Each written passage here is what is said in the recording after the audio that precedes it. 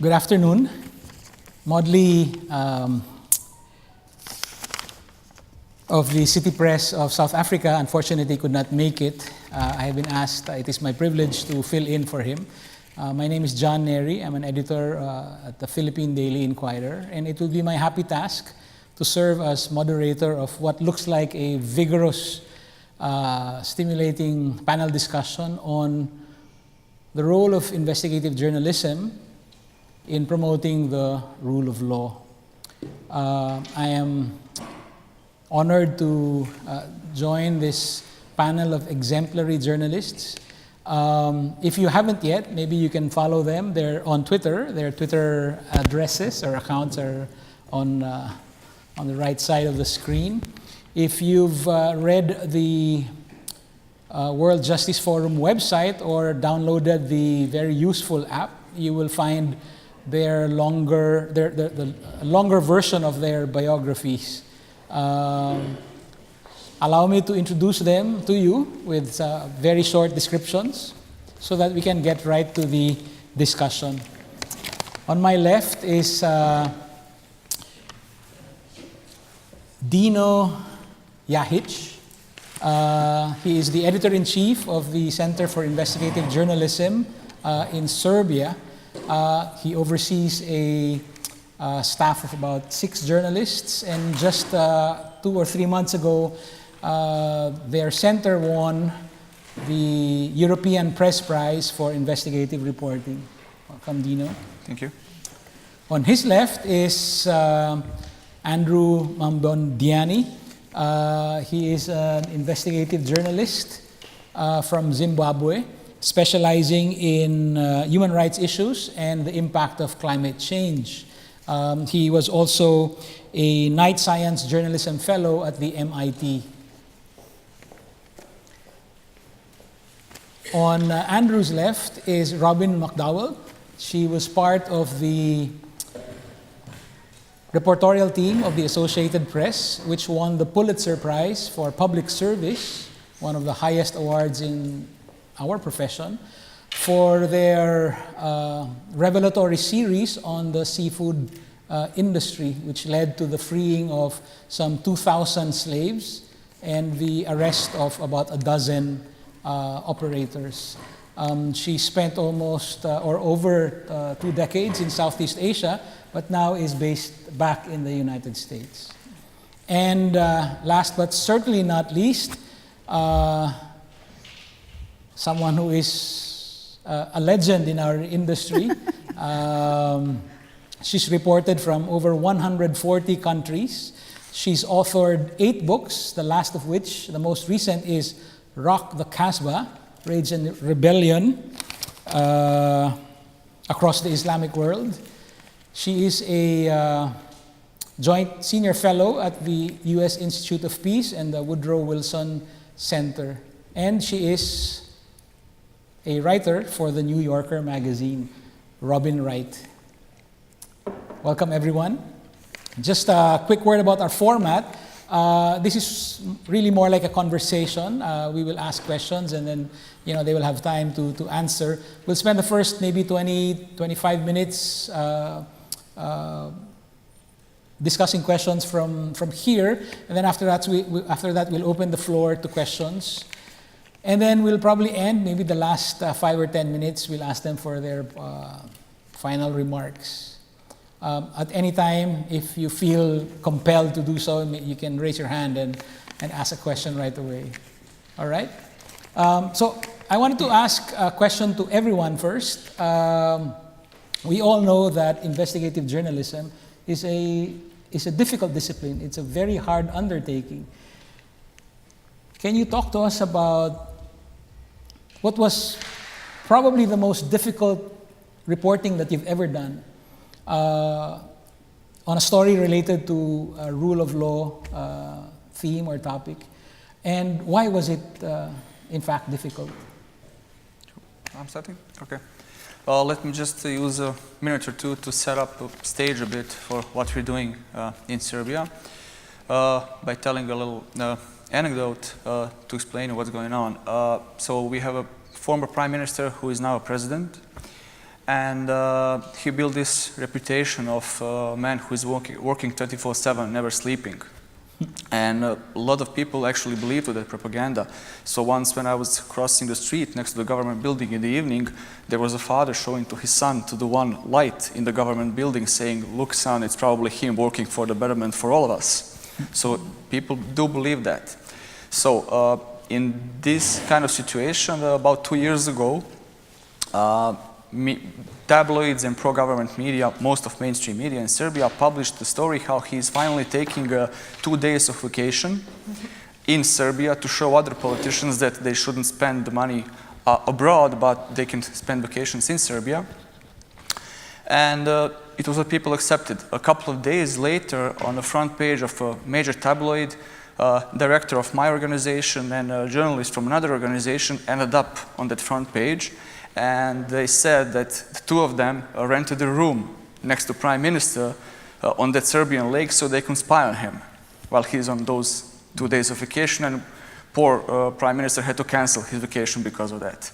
I mean, it's such a nonsense that I don't feel like I have to explain it, but it shows what we're dealing with at this point, and it's a continuous different type of pressures. We've been mentioning this all through these 2 or 3 days with internet trolls, with the pressure that they can't fight the facts from our stories, so they try to go to personally to each of us and to make us look bad, saying we're foreign mercenaries, we're enemies of the state, and so on and so on. We're trying to overthrow the government.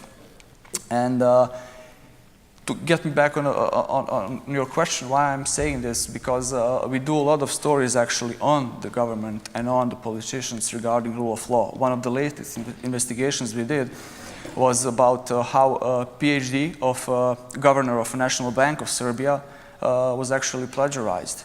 More than 20% of the work was taken for the works of other authors without mentioning them, without giving any kind of attribution. And how we did it, it took us 2 years just to get the copy of the PhD. And then when we got it, it was in a Cyrillic letter in Serbian. We put it into the software which detects plagiarism, and it showed a couple of % of problems. Then we translated the whole thing into a Latin letter, put it into software again, and then we had more than 20%. Next step was basically to verify everything that software did. So we found the original works of each place where software detected it, found the original authors, talked to them in order to fact check the software, because we didn't believe it totally. Most of it turned to be true in the end, and to be like the software said. And we published the story after 6 months of really hard work of detecting everything. The response of governor was nothing. She's avoiding this topic. She's not appearing in public almost at all anymore. Well, the university said, well, you know, it's allowed about 20% of a PhD to be copied from other works, which, yeah, that was their response. And so when you have in mind that perspective I said at the beginning, what we're dealing with, we have to continuously, we have a like obligation to explain to people, not just to publish the stories, but to explain what we are doing and why we are doing it. So they don't believe propaganda, but credible journalism. So we did another story on that by explaining exactly into details what I just described to you. So we did this, we did that, we fact-checked this way, which we believe that helped a lot of people to understand how that differs from propaganda and just bad stuff they're writing about us. And we're going to do much more of that in the future, because it does explain to people what investigative journalism is.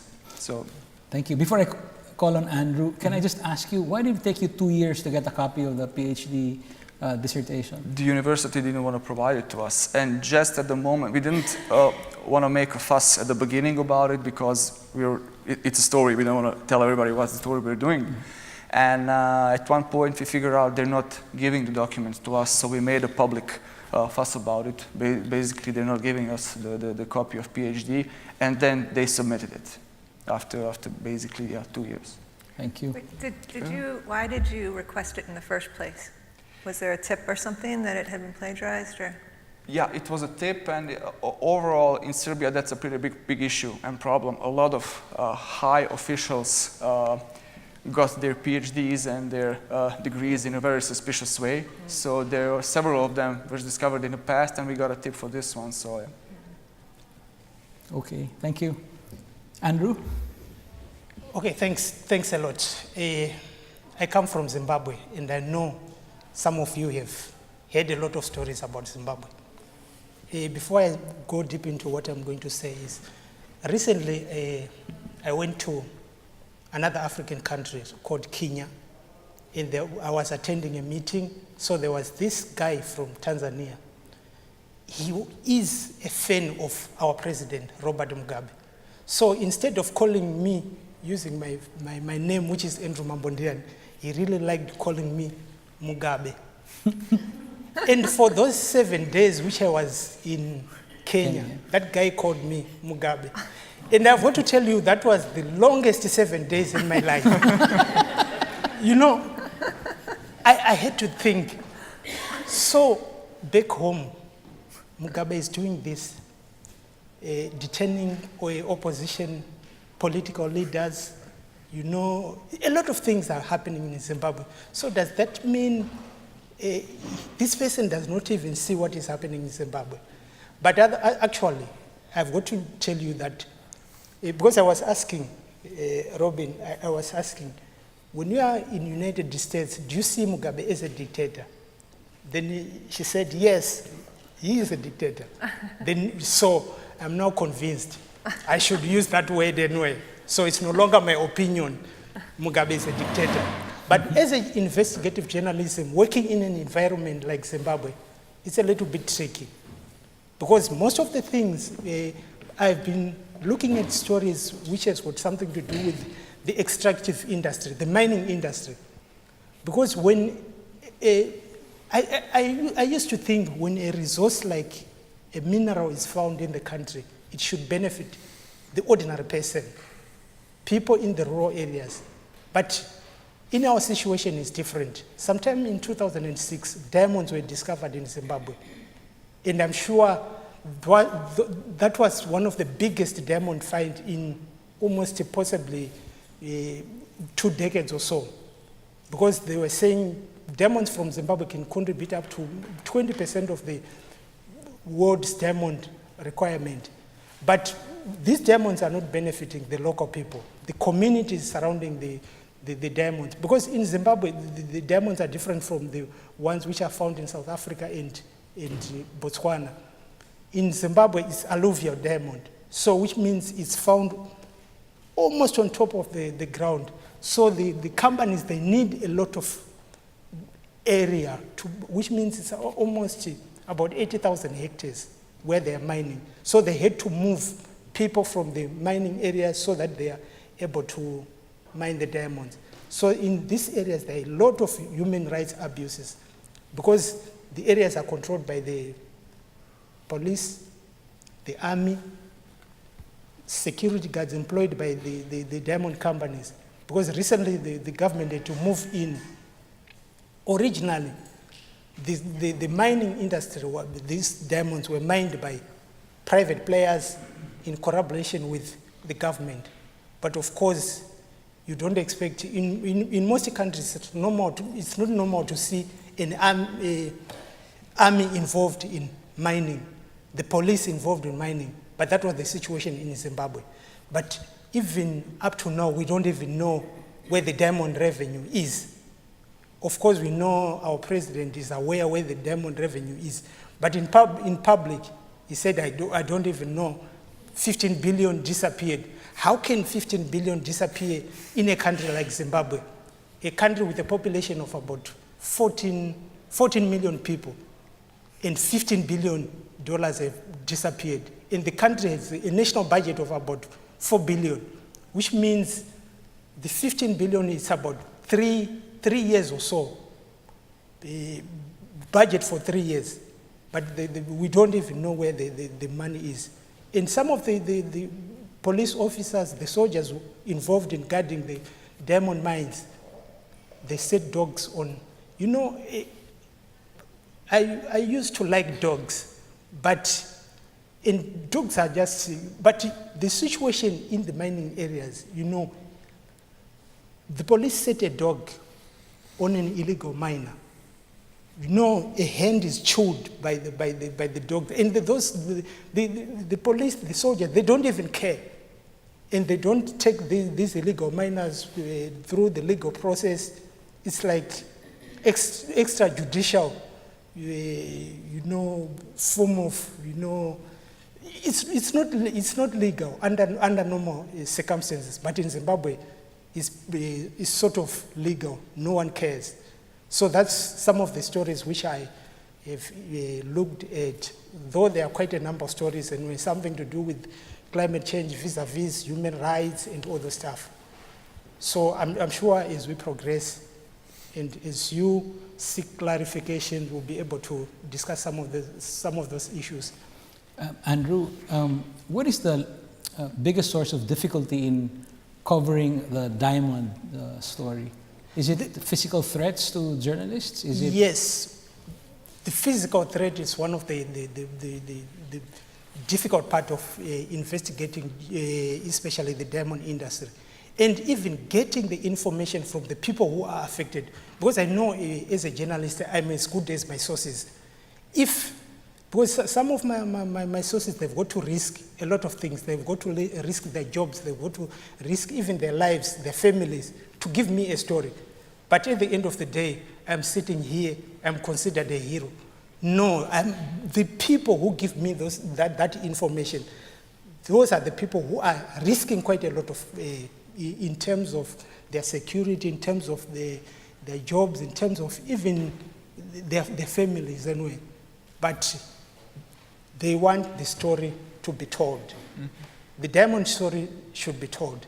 I'm sure quite a number of us here, they're putting on diamond rings, and they don't even know the source of that diamond, how it is mined.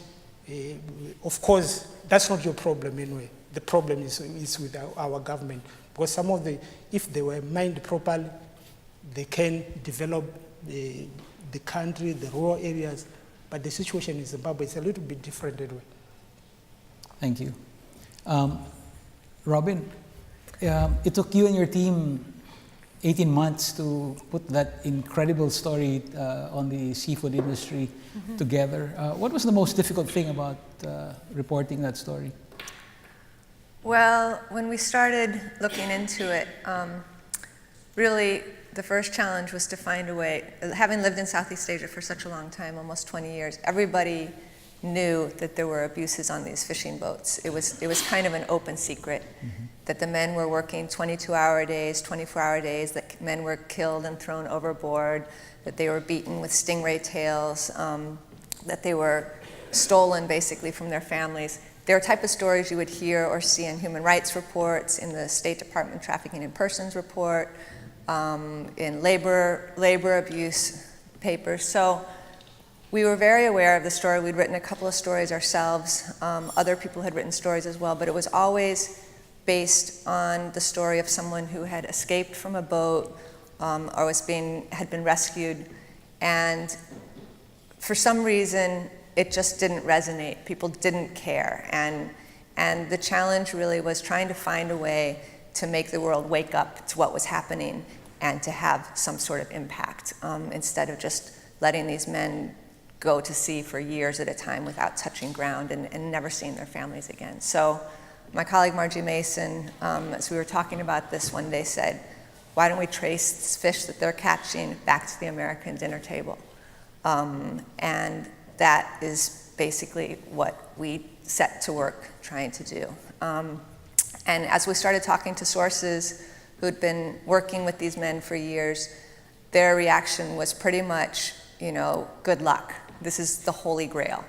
Everybody wants to do this, but it's almost impossible. And it really was, and it was for several reasons, and it's something that you see in the global economy a lot. In the case of fish, they were being caught on boats away from the land, so you didn't have access to the men. Even men who were catching fish under slave-like conditions were often, not leaving their boat for 6 months or a year at a time, and these refrigerated cargo ships would come up to the fishing trawlers and pick up the fish.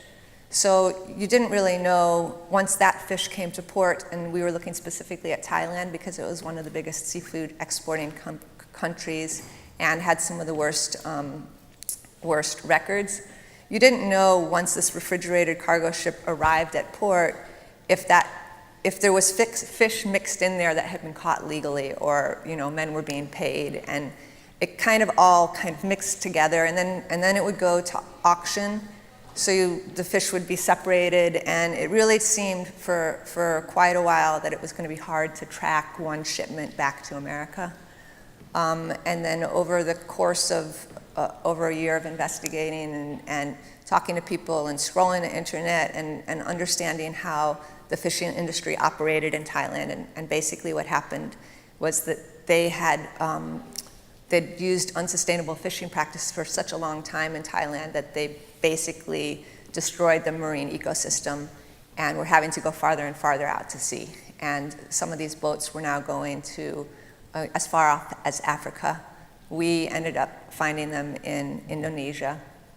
And once we understood that we could look in foreign waters and focus on areas that we knew well. I'd lived in Indonesia for 7 years, and my colleague Margie had lived there for 4 years, I think, at that time. We knew how the country worked. We started hearing about some men who had been abandoned on islands, and these were fishermen from Myanmar, Cambodia, Laos, and Thailand as well, who, once the captains had finished fishing or wanted to return home, they didn't want to return back with people who could tell the stories of what had happened to them in foreign waters, so they would just abandon them on these islands. And once we understood that and started interviewing some of the men who had been, basically left there without knowing the language or having papers that would make them legal, so they couldn't go to the police because they were illegal. We heard about one specific island where in Indonesia as well, the illegal fishing operations started moving farther and farther away from the main islands. And this was an island that was pretty much as far as you could go in Indonesian waters on the eastern side between Indonesia and Australia, very remote, tiny island. And I met one guy who had escaped from there and had an idea of what we were getting into, but it really wasn't until we got there that we saw the level of desperation. And these were hundreds of men who had been tricked, sold, kidnapped onto fishing boats in Thailand and taken to sea. They were told sometimes they'd be back in a few months or a few weeks, but in fact some of these men had been on these islands for 10 or 20 years. And when they understood that we were there to do a story, there's a lot of times when you cover tragedies, people are afraid to talk, or they don't want to give their names, they don't want to show their faces. These guys wanted to tell their stories. They wanted their families to know they were alive. Every single one of them, we had at least 50 guys on the record, on camera, some of them screaming over the edge of their boat, saying, please just tell my mother I'm alive. Some of us giving them pictures of their family members, trying to track them down. And we did in Myanmar to tell them that they were alive. We found men in cages. The fishing captains would, when they returned when they arrived on this island, if there were troublemakers on board and people who got drunk or in fights or were threatening to run away, they'd put them basically in a cage, like a very primitive jail, and wait for another boat to come and then, basically swap boats so that they'd be with unfamiliar people. We found a graveyard with 100 bodies, people buried under false names. Again, they had all been given fake documents saying that they were Thai citizens, but most of them came from very poor parts of Cambodia and Myanmar and Laos and the poorer corners of Thailand. So that basically, once we found that, and we saw that they were putting the fish onto this refrigerated cargo ship, which we recognized the name of this boat from our research before, that it was one of the big boats going back and forth to Thailand. we followed that boat using a satellite tracker, and then met the ship when it arrived at port in Thailand, and basically sat in trucks and followed the fish that was unloaded onto trucks, followed those trucks into cold storage facilities and processing plants, and over the next couple of months we're able to find one of the biggest exporting companies in Thailand took some of that fish, and then my colleague Martha Mendoza used the custom bills of lading to find out what companies were buying it in America, and it basically went everywhere. All the big companies: Walmart, Cisco, Red Lobster, Target, Whole Foods. It went into cat food, pretty much everything. So that story ended up resulting in putting pressure on officials, and I won't say putting pressure because the Indonesian government was horrified by what was happening. It was really the Thais that were doing this on their islands, and they launched a big rescue, initially with a few hundred men on the island, and then others who had been stranded on other islands across Indonesia. I understand that you were working on this while doing your daily, meeting your daily quota of wire stories. Right. How much of that was a factor in the reporting on the seafood industry? Well, I think if you're working for a wire service or daily paper, you always have your first obligation is to basically your boss is to feed the machine in a way. But there's always bigger projects that really are the ones that capture your heart and they are going to take the most time. And often we, especially Margie and I, we just kind of don't tell people we're working on things until it's at the final stages. So we didn't even tell our bosses we were working on the story until we located the island and knew pretty much what we were going to do from there. But I think that's more of a phenomenon of wire service and the daily obligations when you're running a bureau. You just can't sit back. You haven't told them the most important line of the story, and that's that you ended up freeing 2,000 people. That's right. 2,000 former slaves. That's right. Robin Wright, when you define like a difficult assignment, do you think in terms of the country, out of the 140 countries that you've visited, or do you think in terms of the historical personalities that you've tracked down, guerrilla leaders and so on and so forth, or is there something else that helps you define what is the most difficult assignment that you've done? Oh, thank you, John, and thank you all for coming. I'm delighted to be here. My father was a law professor, and so the issue of justice and rule of law is very, very important to me, and always has been. And it's defined the two issues that I've covered my entire life, one being conflict and the other being the pursuit of the rule of law in every country that I've covered. And so I thought it'd be interesting, since I am by far the oldest on this panel. I learned that Andrew was 3 when I interviewed Robert Mugabe the day after he was elected in 1980, that I thought it might be interesting to reflect on the way the job of a journalist and covering the rule of law issues has evolved over my lifetime. Because we have seen the greatest proliferation of freedom and independence of any time in history. When I was born, there were 57 members of the United Nations, 57 independent countries, and now we have over 190. But what that has taken, and of course, there are varying degrees of freedom among those 190, is quite extraordinary. So I'm particularly honored that there are 2 people in this room who were in South Africa when I was covering the uprising there, Justice Goldstone and Mampila Rampili. I was in Soweto in 1976, on June 16th, on the day that the uprising began, when a group of school children, angry that the government had announced they were changing the language of instruction to Afrikaans. And these kids, 8, 9, 10, 11, 12, 13 years old, poured onto the streets of Soweto and stood up to the government to protest. It was quite spontaneous, quite astounding. And of course, it triggered what turned out to be 18 months of an uprising. And that, of course, led to a series of arrests as the unrest rippled from Soweto across black townships in South Africa. It was a momentous, it was the bookend. You had 1976 was the beginning of the uprising, and then 15 years later, Nelson Mandela walking to freedom. And that 15 years was an extraordinary period. But what happened was quite amazing, because as the government began arresting people, people also started dying. Detainees started dying. And there was 1, and then 5, and then 15, and then 19. And it was the 19th that the government, with each one, got a little bit more detailed how he died. And the 19th was someone who was at John Vorster Square in Johannesburg. And the government gave this crazy story of how the detainee had gone to the window to try to escape and had burst through the window and shinnied across the ledge of the building and then fallen to his death.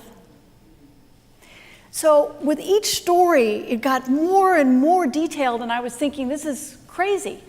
So I actually went down to John Vorster Square, and I looked up at the floor they had cited, and I realized it didn't have a ledge. And so that's how I began starting to track how people were dying. And one of the most important stories I did as a young journalist was the death of Stephen Biko, who was the Black consciousness leader, and in the absence of Nelson Mandela, who was then on Robben Island, Steve Biko was the hero of the uprising, the hero of defining and inspiring, a charismatic man, very young, who inspired a new generation of activists and took what had been an elite movement into a mass movement.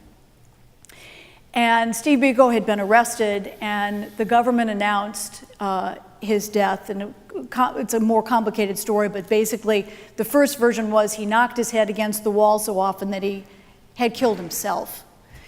And so with the help of Helen Suzman, who was then a member of parliament, anti-apartheid critic, and she helped me connect with the pathologist.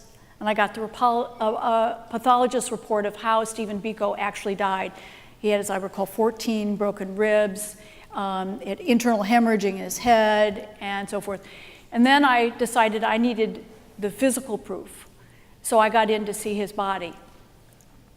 And I was able, at a time of censorship in South Africa, difficulty for the South African press to do that kind of story. So I did a story in the foreign press that was very important in getting out there that the government version was wrong, and holding the government to account to do the kind of transparent reporting that the government couldn't.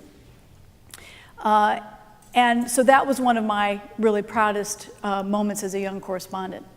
So I'm going to fast forward because we all have many stories to tell. But I've spent a lot of time over the last few years covering extremism. I covered the Iranian Revolution, the taking of the American hostages. I covered them when they were taken at the American embassy. I stood at the foot of the steps in the plane in Algiers when they flew to freedom. I lived in Beirut for many years. I saw the very first suicide bomb against American targets, first an American embassy, then the Marine compound. 241 Marines died in the largest loss of US military life in a single incident since World War II. Still to this day, despite the wars in Afghanistan and Iraq, it was the largest single loss of US military life. And the rise of Hezbollah. I've interviewed Hassan Nasrallah, the head of Hezbollah, the head of Hamas, members of Islamic Jihad. In the last 3 years, I've covered the rise of ISIS, and I've been in Syria. I was in Mosul this spring. I covered Kobani, for any of you who covered the Syrian side of it, the Lebanese side of it. I've covered all of it. And you know, one of the problems in covering terrorism, extremism, whatever label you want to give it, is that ultimately it deals with the same issues it did back in South Africa, and that is the rule of law. And the fact is, you have two alternatives in the Middle East right now. You have autocratic governments who have failed. You have those who are engaged in the uprising. I covered the uprisings across the Middle East, Tunisia, Egypt, Libya, Syria, Yemen. And they knew what to oppose, but they didn't know how to create an alternative. And in some ways, it's a replication of what happened in South Africa. You know, it takes a long time before a generation can make that change, can get there. And so we're stuck in this purgatory in the Middle East. We have autocratic regimes, and the only alternative, because there's no middle, there's no experience, are those who turn to extremist ideologies.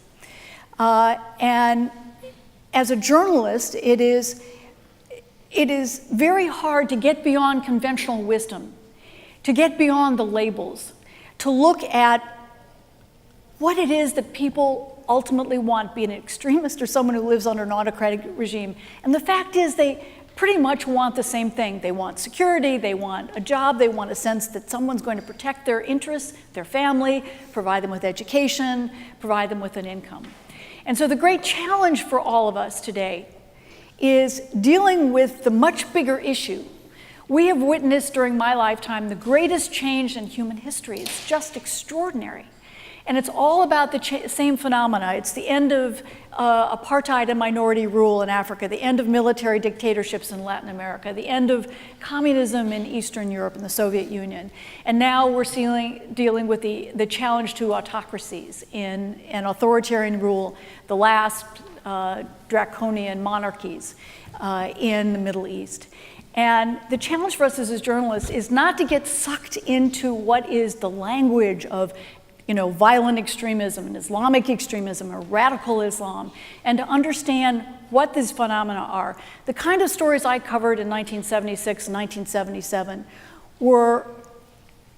can be covered today by those who have a phone and can go down and take a picture of John Foster Square and say there's no ledge there.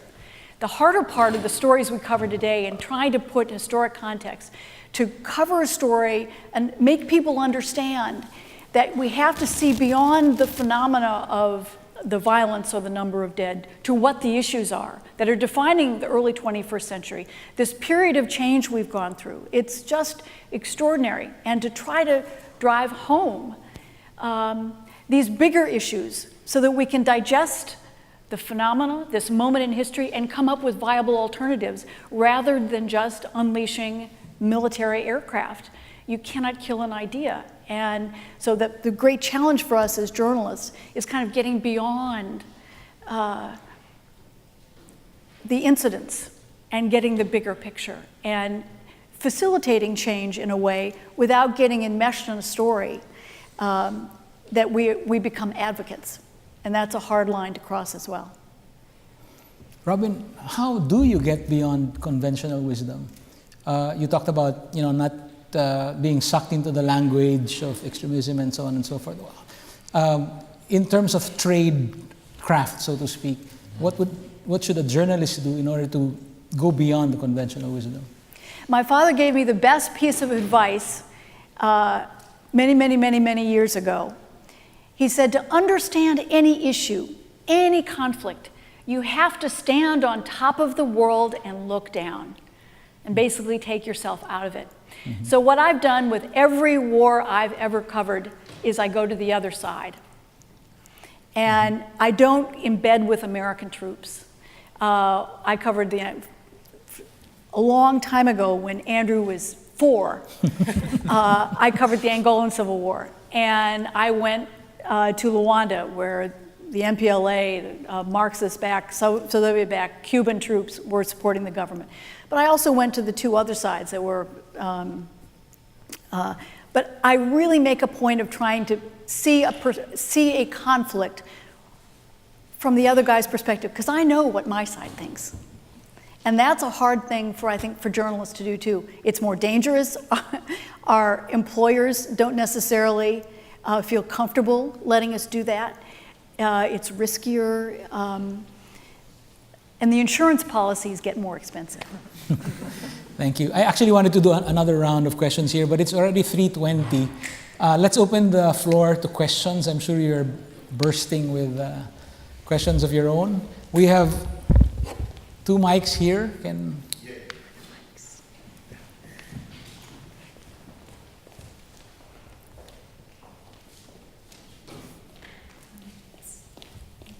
you.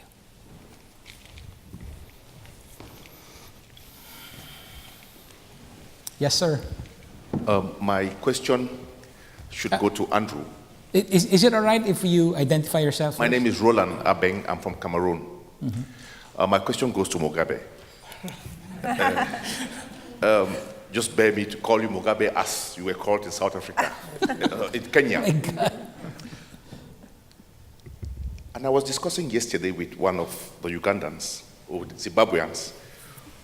There's a problem because gradually I have seen Mugabe evolve from a freedom fighter to a dictator and back to a freedom fighter out of Zimbabwe. The image your president has out of Zimbabwe, I'm not sure is the same he has in Zimbabwe. He is almost a star in other African countries. And that's where the danger is. Because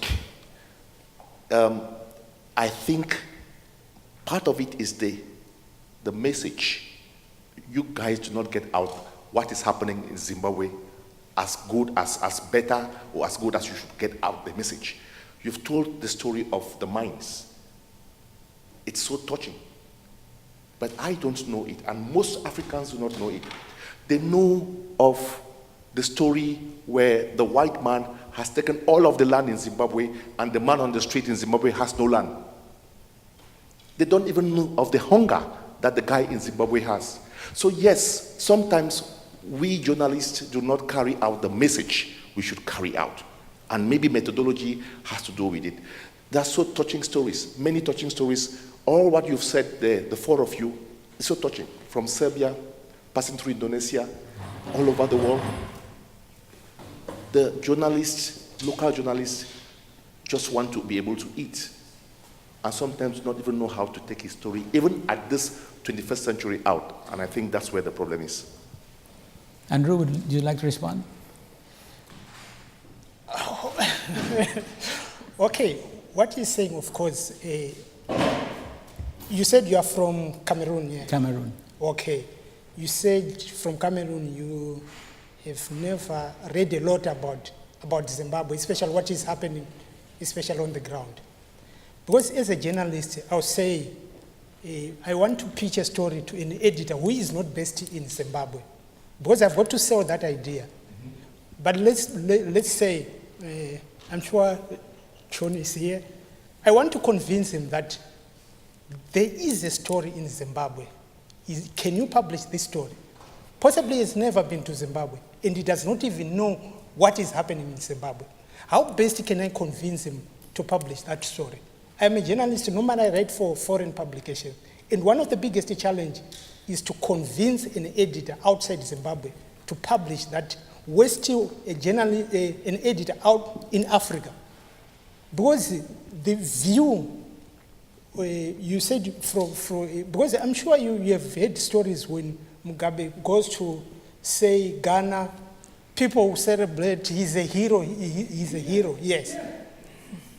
But is he? He's not. Because if you ask, there is a prominent lawyer here and an MP from Zimbabwe, and she is from the opposition party.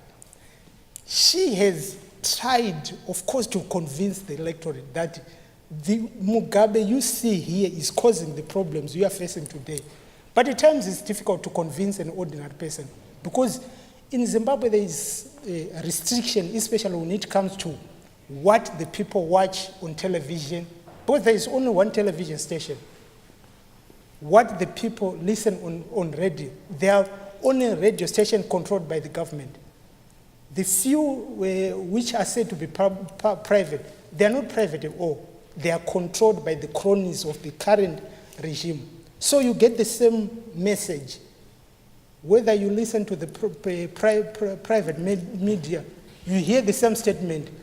Commander-in-Chief of the defense forces, President Robert, then you see this is not private at all. You can't hear this from a private station, which means it's controlled by the government. So the question here is, how best can I sell the story of Zimbabwe to an editor who is based outside Zimbabwe anyway? It's a little bit difficult anyway, because because the question is, does the story matter to an American audience? Does the story matter to, say, European audience or to African audience? Possibly the editor will say this story does not matter anyway. So that's one of the difficult parts, to steal the story idea from Zimbabwe to a foreign editor, or still to an editor who is based in Cameroon, who still believe Mugabe is a hero, especially in Zimbabwe. So that's one of the biggest challenge. Thank you, Andrew. Next question, please. Yes? So I first want to thank you. All of these stories are amazing. And my question can be for anyone who chooses to answer, although I'll illustrate with Ms. McDowell's story. I'm sorry, can you introduce yourself? Sure, Gretchen Jonker. And so I'll illustrate with Ms. McDonald's story, although any of you can answer. This is not just a story that most of you are covering. This is a time throughout history. It's almost a project, and I know you don't want to be involved personally in the stories, but there's almost an activism that's involved in any of these stories. At what point do you feel personally finished with the story to let someone else follow through? So if I use as an example in Thailand, you said that there were a number of the supply chains in the US that were affected. Is it you that would follow up, or someone else that would follow up to find out, did Red Lobster change their due diligence practices? We know Costco did because they announced it. But when you look at the follow-through in the mines, it's the same thing. At what point do you have a personal responsibility to say, my part is done with the story? And do you feel the responsibility to hand it off to someone else to see the follow-through? Or is that something that organically happens? Robin? Well, I think in the case of the fish story, it's complicated because a lot of these companies said that they were going to, clean up their supply chain. In reality, they don't. And what they do is they kind of wash their hands. They say, Thai Union, the biggest company, cut ties with this small company, so now we're okay and we'll continue buying from them. When it really was never the intention of the series to nail one company. It was to show that the problem is dirty from the bottom up, from the police, who are arresting people and then selling them onto boats, immigration officials who are paying off agents or traffickers so that they get across borders, Navy officials who let the ships go out. So it's just, there's no way, I think, in the seafood industry to say your supply chain is clean. Do we keep following it? We end up doing, we hope other people will take it over and we can move on to other topics, but I think it's always going to be part of something that we're going to follow up on. And it probably, we're looking at a story now that will take probably another year. Our attitude is really, let's look at big stories and follow up kind of slowly, not do a blow by blow of what's Walmart doing, what's Red Lobster doing, what's Purina doing, but just kind of investigate further. When they claim something is clean, look at that. If they say locally caught fish is the way to go, well, what's happening there? But we really prefer that other people jump on the bandwagon too. It's more the better.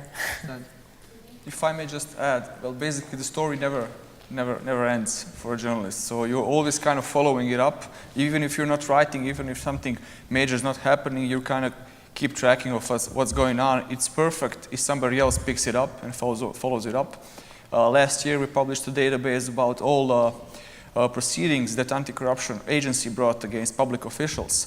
We did 3 stories on it. These days we're going to publish another one, but a lot of local media picked it up on their politicians, so they did cases on that, which is great. A lot of them followed it up, but we're also publishing new stories on it, and it never ends. Thank you. Yes, ma'am. Thank you. I'm Tulima Donsela from South Africa. Thank you to you all for the great work you are doing. My first question is to the two Robins. How do you convince your editors after doing a great story on your investigative journalist to publish the story if they feel it's a sensitive matter or if there are vested interests? There are cases where, let's say, for example, the government is one of your biggest advertisers, and here's a big story that you've come up with, and your editor is not very willing to publish that story. Or maybe it's not government, maybe it's big business, and again, there are vested interests there that your editor doesn't feel should be upset. That's the first question. Then the second question is to all of you around how do you share this great information that you have with other investigative bodies? Are you ever asked by them to share information?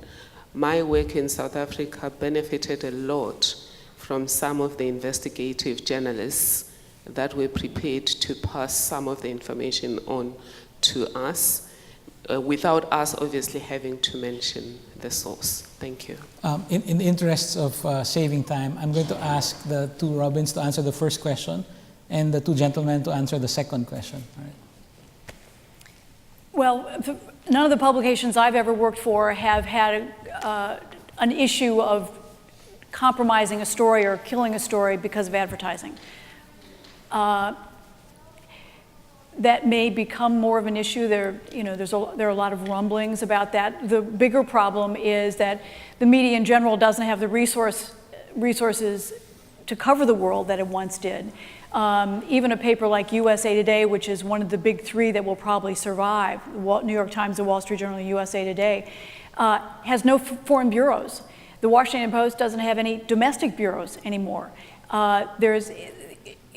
It's a changed world, and that's a much bigger problem. It doesn't have to do with advertising, it's just the fact that there are so many other sources of information. And one of the points that I wanted to make about this morning was the economic issue is also, you have to give, in a capitalist society, you have to give people what they want to read, not just what they should read. Oh, that everybody read the New York Times and The Economist, and The New Yorker, of course.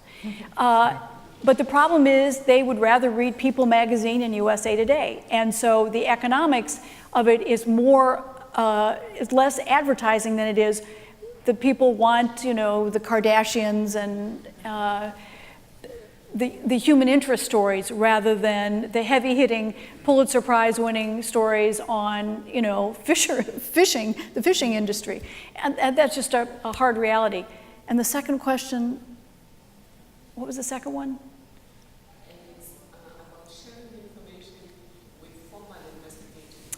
That's a problem for us. Ethically, it's very hard to give information you have beyond what is in the public domain to anybody. And I actually did a jail stint in Angola because I had been on one side of the conflict. Several people were captured. I fled on a little tugboat across the Congo River to what's now the Congo, but went back for the trial of those who had been arrested. And the government knew that I had been with them, but they also gave me a journalist visa. And they asked me to testify at the trial of these fighters. And I said, I can't do that. I am an observer, not a participant. And so they confiscated my passport and then put me in jail, and I went through a number of interrogations and so forth. But that's a red line for journalists, at least in American journalism. You cannot, whatever's in the public domain is available. But beyond that, you have to protect your sources and your information. Robin? The first question? Oh, okay. I thought we were going to put them in just one Robin on this one. Yeah, we're in the same situation. So Associated Press does not take advertising, and we've never killed a story because we thought that I'm aware of because of any kind of pressure from business or government. And then the second question, I think I misunderstood. So were you talking about sharing your investigative material with whom? Share it with? Thank you for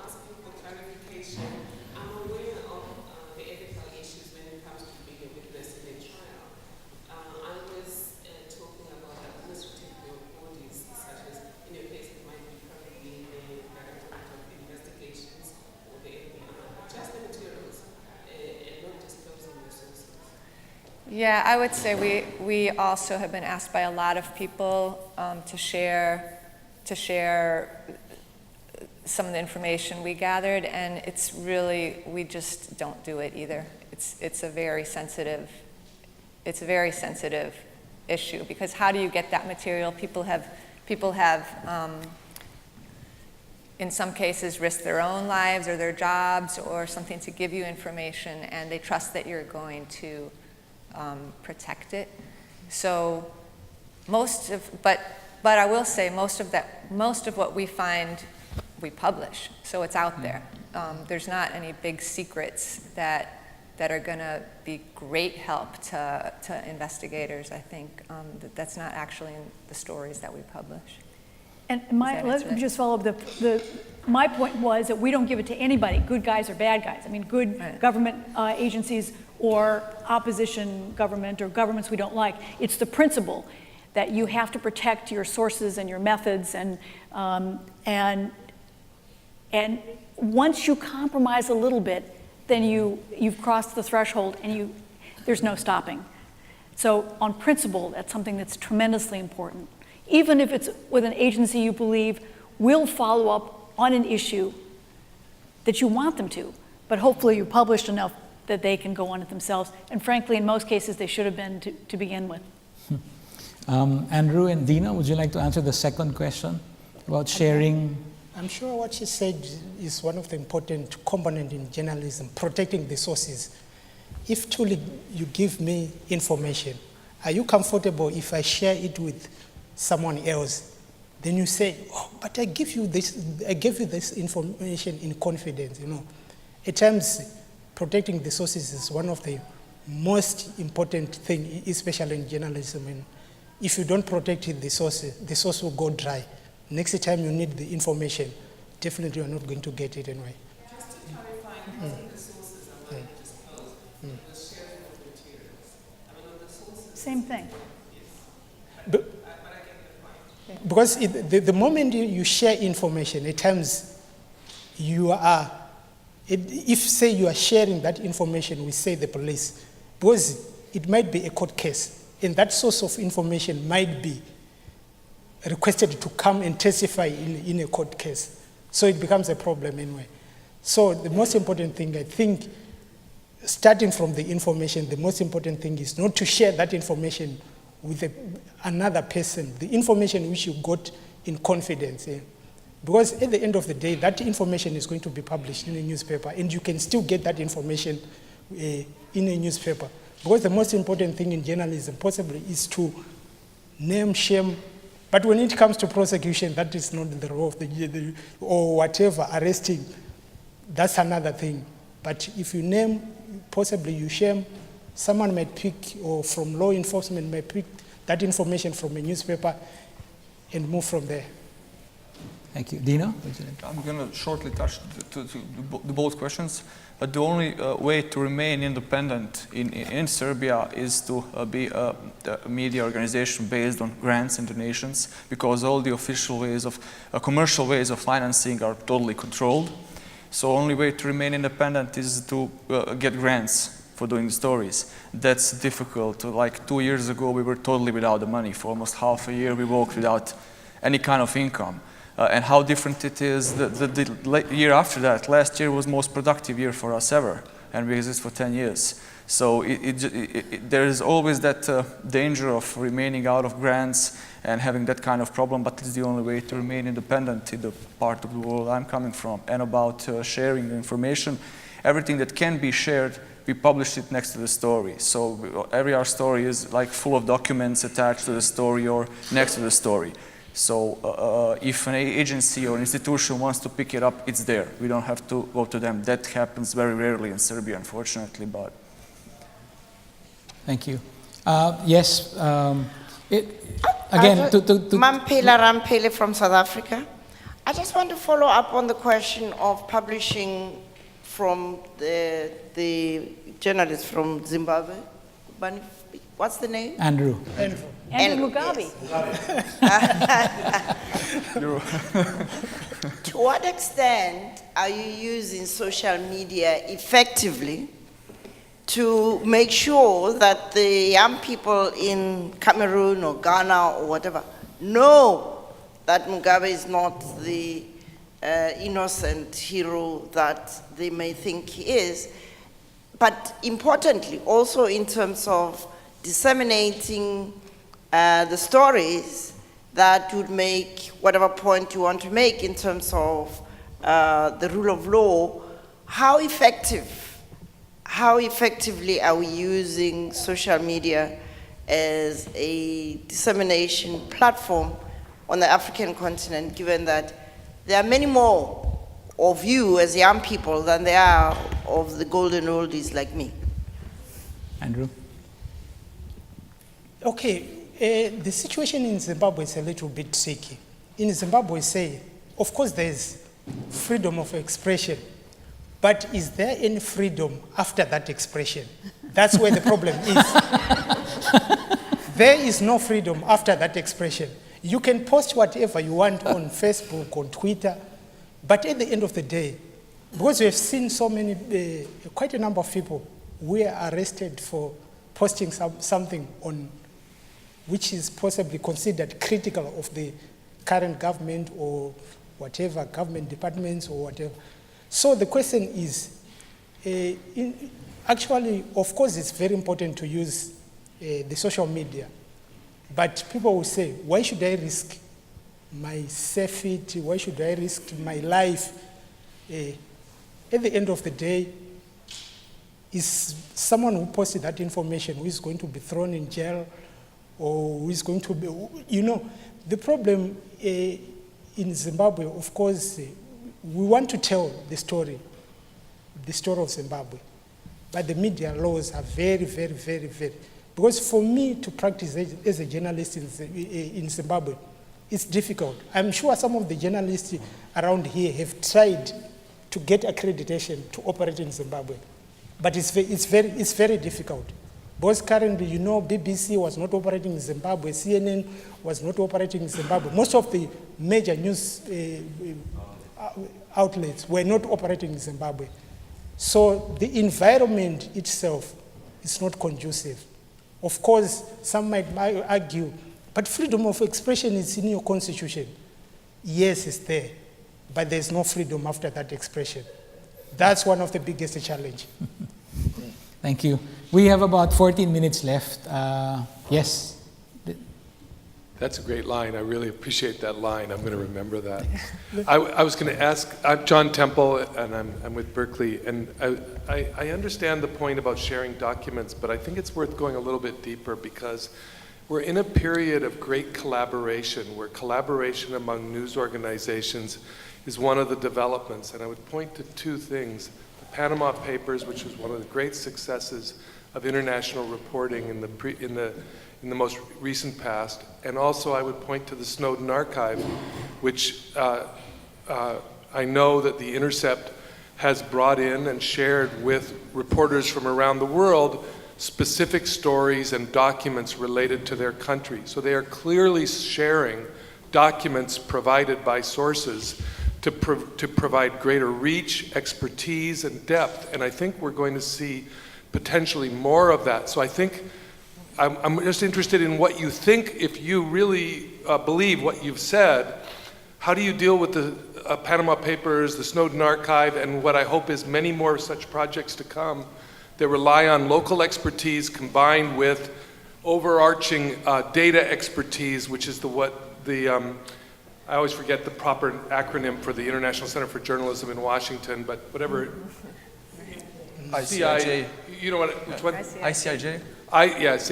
See how many different acronyms there are. But the point is that there's something happening about collaboration and data that's being shared that I think is positive, and I just wonder how you think about that as it relates to investigative reporting. John, I hope you don't mind. I just asked one panelist to answer so we can get more questions. Before the answer, I also just wanted to say ethics are not absolute. There are ethical dilemmas. And on this one, I think it's an ethical dilemma. You are dealing with a major issue around corruption, which currently, when you're dealing with grand corruption, it has many dimensions that are not very easy to follow. They're not easy bribes, and the only way you can follow the whole process is if you can data that goes from one point to another, hence the international collaboration. And in the case where I said in South Africa, some journalists were able to help without compromising the sources. In fact, they would firstly go to the source. If I say I need assistance, they would go to the source and ask, would you be happy to share this information with the public protector? And then they would define the terms on which the information is going to be Can I ask shared. Thank you. Robin McDowell to Sure. answer John's question? Sure. Thank you for clarifying that, John. That's kind of a question. That's what I was kind of getting at with you as well. Like, are we talking about sharing with other journalists, and how is this material? So I'm kind of going to flip-flop on this a little bit now.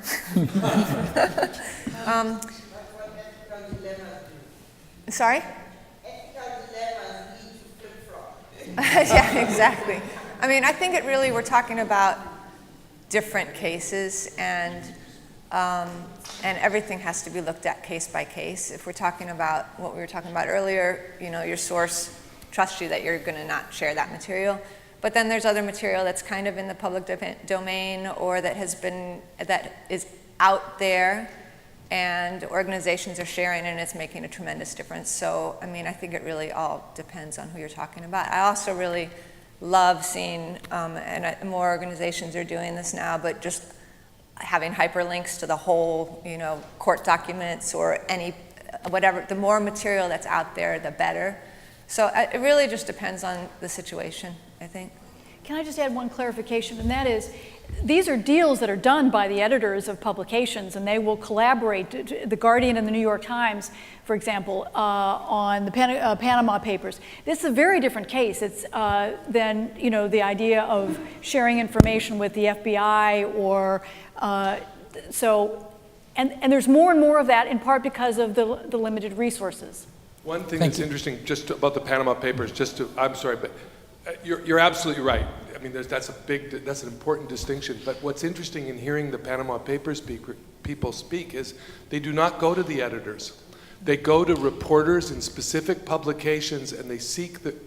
That's not at the end of the day true. An editor has to agree to it, yeah, and but they are brokered. Well, okay, they go to reporters, sure, as a starting point, but the editors have to sign off on this. Absolutely, with every publication, the editor has to. But it's just interesting that the way they work in collaboration is they find a like-minded reporter, and they convince that reporter to go to his or her editor, and so that it comes not from the outside, but it comes internally from a. Well, I'm just telling you. It varies. It varies with each. It varies with each case. I mean, with each. No, Panama Papers. That's their. No, I'm saying the Panama Papers is not the only case of a collaboration. There have been a lot of others, and every single one is a different set of circumstances. I'm just saying that's an interesting approach that they don't use. They consciously chose not to seek the collaboration of the big guys.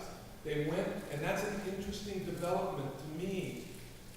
Kind of shocking as somebody who's been an editor for many, many years, that you go to the reporter to collaborate between these organizations rather than the editor. It's an interesting. It still goes. Thank you. Yes, sir. Go ahead, please. Hi, yeah. I'm Samuel Caldecott. Thank you all very much. Very inspirational. It's obvious that it's extremely difficult and a job which requires a huge amount of courage. And sort of following on the theme of collaboration there, I was just wondering, how much can you and how much do you support each other across borders? Would one of you like to, Dino? Yeah, we do collaborate a lot. My organization is a member of the Organized Crime and Corruption Reporting Project, which is a huge network of investigative journalists and centers, basically now worldwide. So there's a lot of collaboration. When one journalist gets in trouble, we all react in a way, and it's not just between different countries. In Serbia, there are a couple of organizations, so when one of them is being pressured by the government, tabloids or whatever, we all stick with them and try to help them, because we have to protect each other. There's not a lot of investigative journalists and organizations in the world, so we have to do that. Thank you. Yes, ma'am. South Africa is having a mini Panama Papers moment at the moment. It's called the Gupta leaks.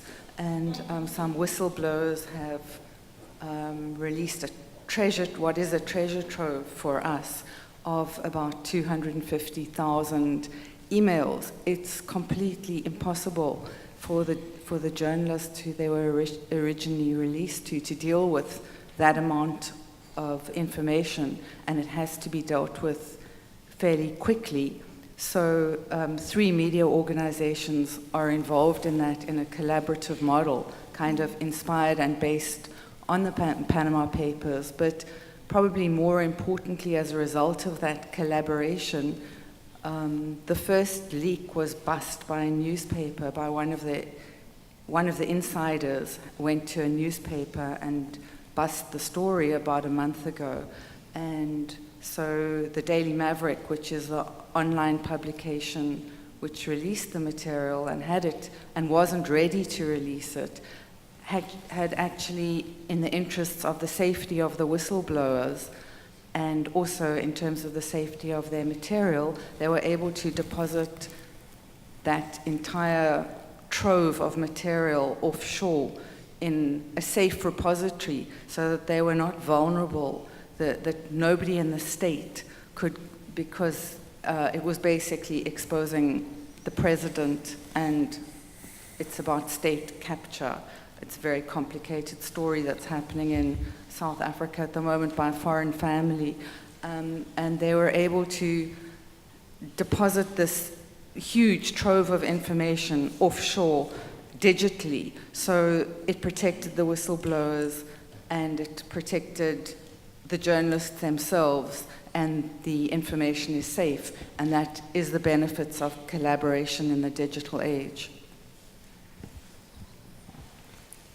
Anyone like to respond?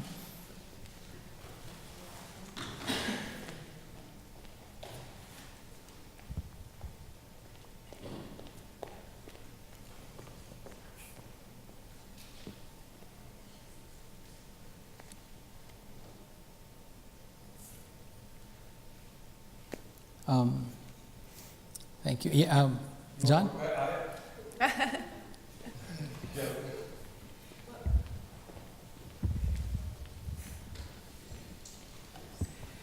Thank you.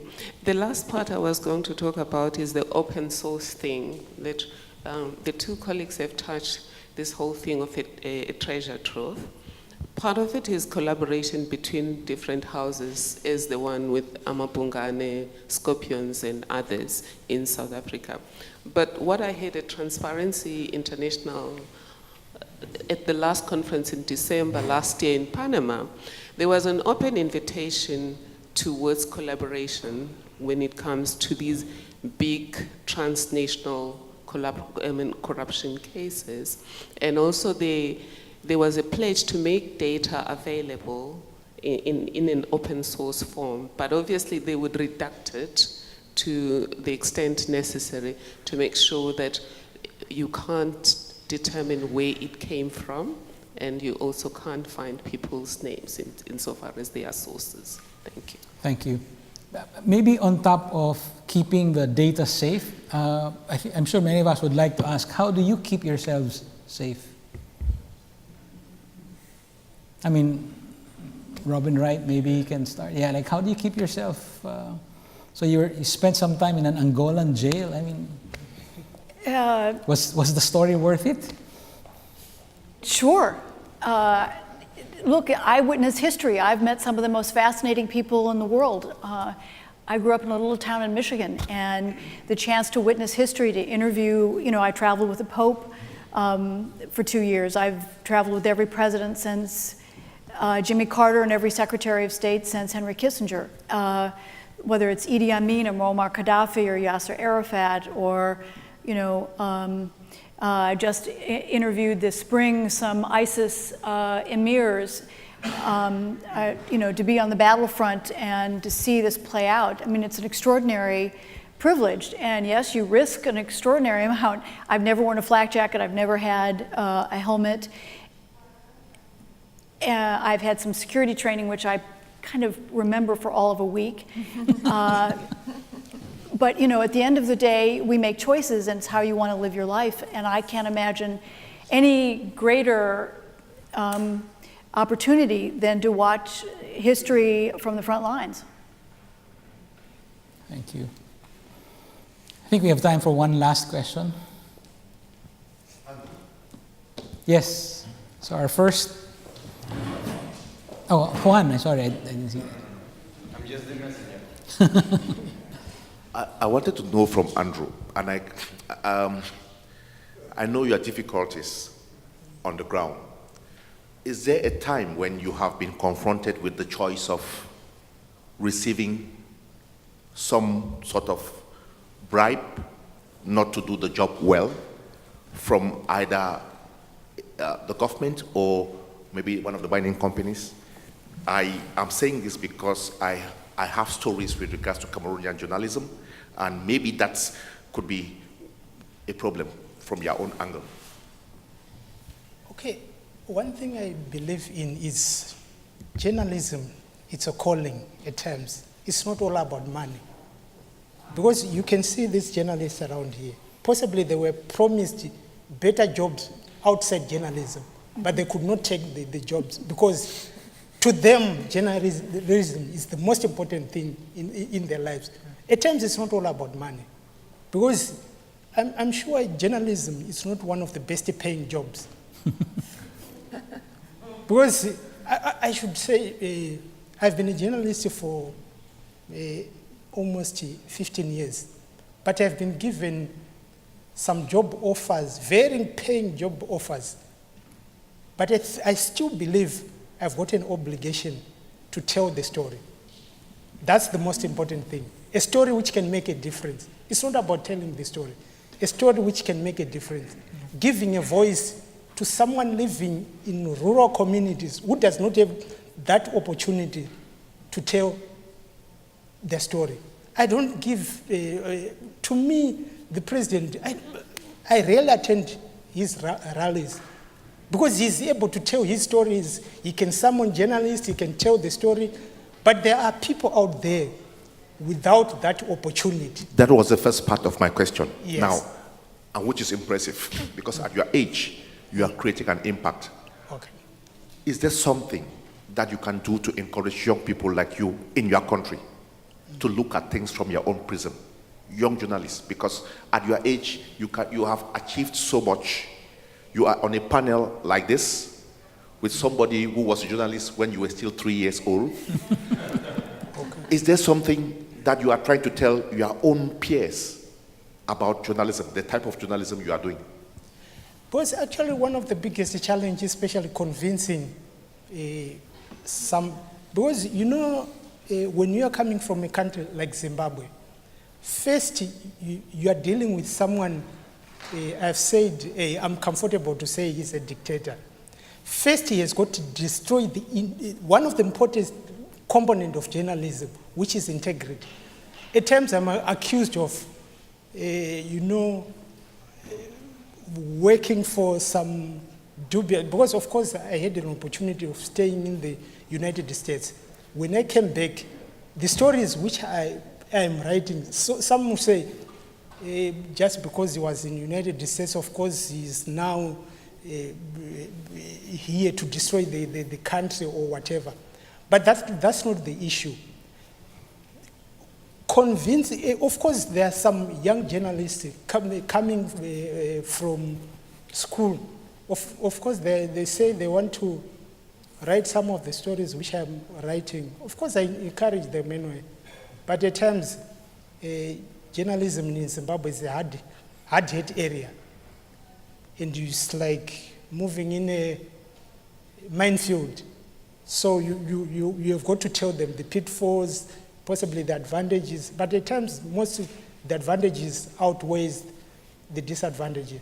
But I do believe there is no story worth dying for.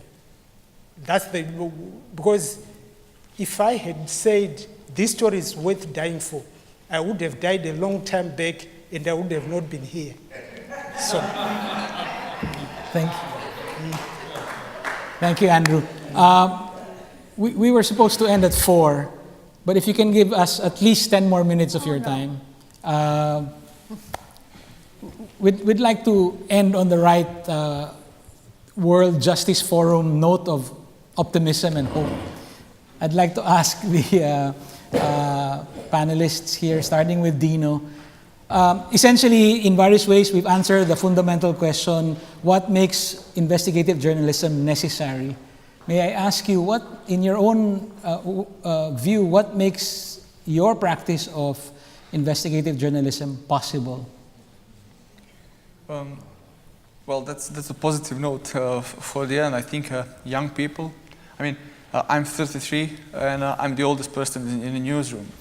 And it's great because with all the bad stuff that's going on all over the world, I see still much younger people than me being interested in investigative journalism.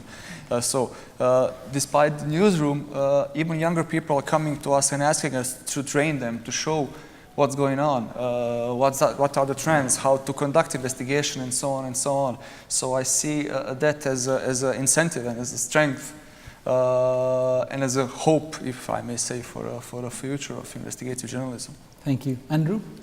Okay, when a couple of years when they started this citizen journalism, of course I was a little bit jealous anyway. Why are they calling it citizen journalism anyway? Why is it that there are no citizen doctors, citizen nurses, citizen teachers? But so I was a little bit jealous anyway, but now I've realized the importance of citizen journalism. All of you can tell your own stories. You don't need me as a journalist to tell your story. That's one of the, the positive aspect, especially of social media. The future is very bright. Anyone can tell his or her own story. That's what I encourage people. Why do you need me as a journalist? You can tell your story. I have done this. I want to do A, B, C, D. Not to say, he said, she said, and whatever. And I do also believe most news organizations should employ women. I don't know whether there is a word called male feminist, but I'm a male feminist actually, because I do believe women journalists, they do far, far better than men. Of course, I'm not saying, but you're absolutely right. I'm the only man in the news, so I know that. But that's what I discovered. I've worked with the women journalists for the editors for the past few years, but I realized they are most, they give life to what I can call a dead story. One editor could say, can you please ask her, how does she feel? Or how does he feel? But if it's a male editor, he's worried about the macho stuff, the figures and all those stuff. The feeling at times is missing from some of the stories. So I will encourage, if there are some editors here, to employ more women. It's better you can fire me from the newsroom and employ a woman. I'm comfortable with that. Okay, thank you. Thank you, Andrew. Robin? I don't really have a lot to say. I think mainly just that I kind of feel like a foreigner in America right now because all my journalism has been done overseas. But I really feel like it's an exciting time for investigative journalists, that it's never been as important, that there's money out there now going through ProPublica or the Center of Investigative Report. There's just so much interest and sense of this is something that we need today. So I'm very upbeat about it. Thank you. And Robin? Andrew, I want to thank you for your comment. When I went to Africa as a young correspondent, there were 106 members of the Foreign Press Corps, and 105 of them were boys. So, and there's been an extraordinary change. Let me just give you one factoid to show why I think things have changed. And it has to do with its technology, and it's not just social media. In the Middle East, where we have the most autocratic systems of government, Al Jazeera began to change the public dialogue and public knowledge by being an independent satellite television station beyond government control.